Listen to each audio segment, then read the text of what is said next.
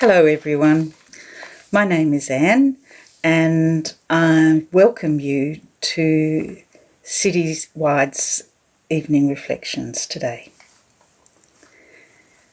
A little while ago I was looking for something in my attic and I happened to come across a flip calendar, something I'm sure you've seen yourself like that, and for every day you flip it over and you get a new inspirational thought, and in this case a Bible verse that goes with it.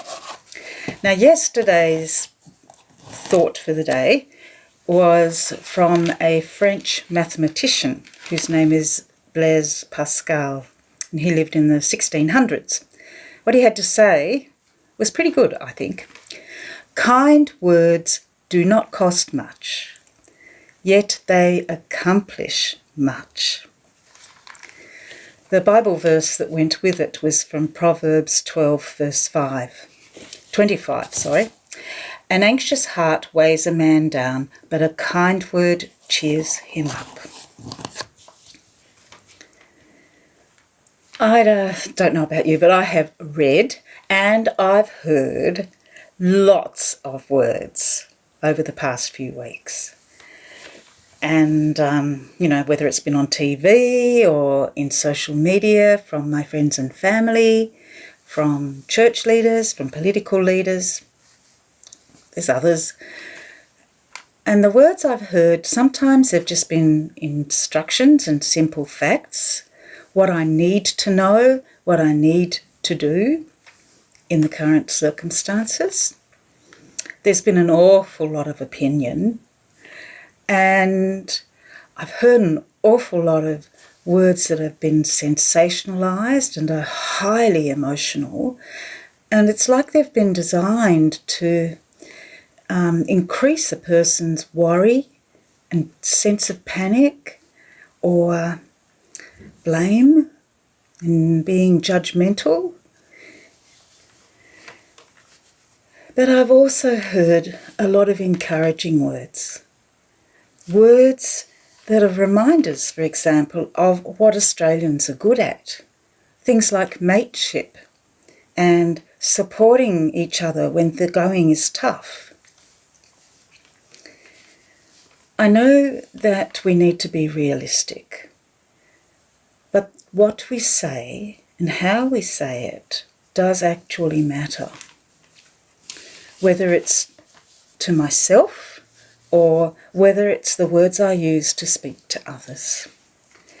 What I say can reassure, bring calm, be positive and helpful, or it can be negative, it can be critical, it can increase worry and confusion, uncertainty, and blame and finger pointing.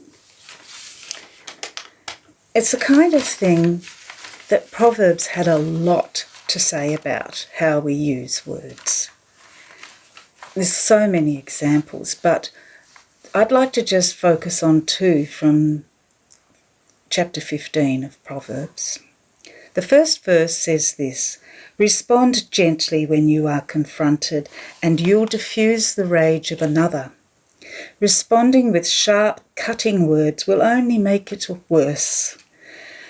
And it goes on to say in verse 4, "When you offer healing words, you offer fruit from the tree of life. But unhealthy, negative words do nothing but crush their spirits."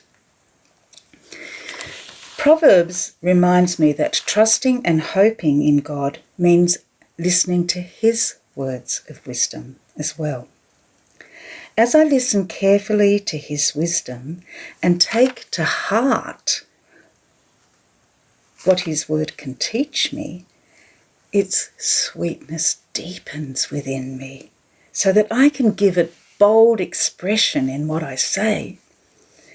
It enables me to live free from fear, confident and courageous, and able to rest unafraid and sheltered from the storms of life, which doesn't mean the storms of life don't happen.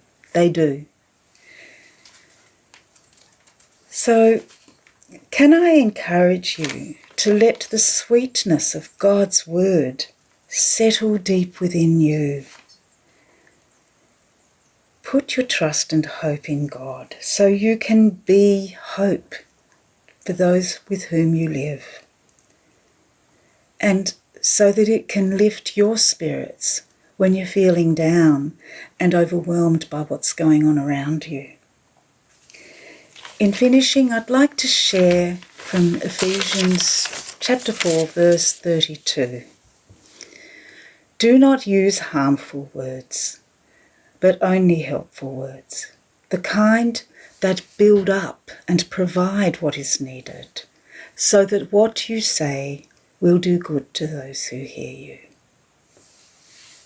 So, I'll see you later.